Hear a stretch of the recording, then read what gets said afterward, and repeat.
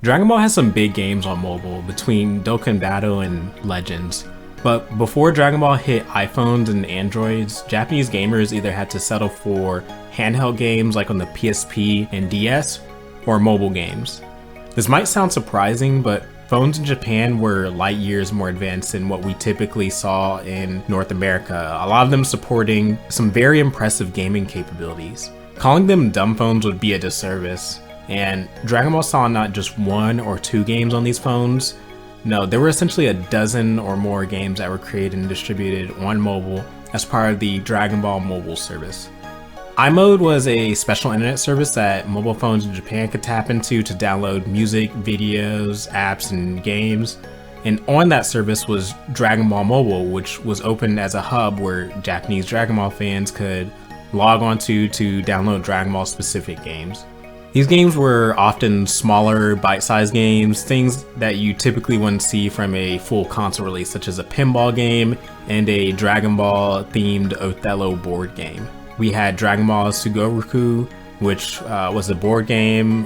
There was a cool action-adventure game named Dragon Ball Terra Muscle Tower, covering a lot of the Dragon Ball Red Ribbon Army battles. And we also got a bunch of RPGs, including Dragon Ball Wars, which was a Super Robot Wars inspired strategy RPG, and the aptly named Dragon Ball RPG.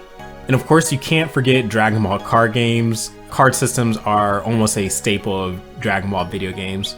That's not to say there weren't any fighters. There were actually a lot of them, from Dragon Ball Battle Heroes to Dragon Ball Ultimate Blast, Dragon Ball Butobashi, and even a 3D fighting game.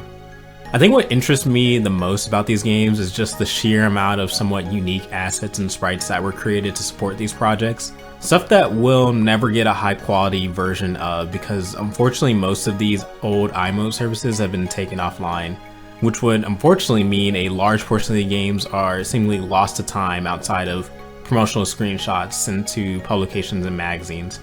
My personal white whale is Dragon Ball Racing, a 3D Mario Kart style racer with Dragon Ball characters.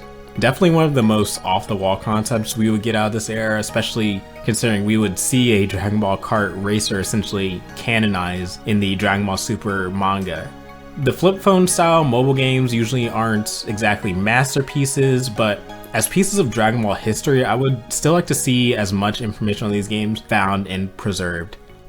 The only straight up video I found is from a Tokyo Game Show booth for Ultimate Blast, credit to user Majin Reed, who captured it.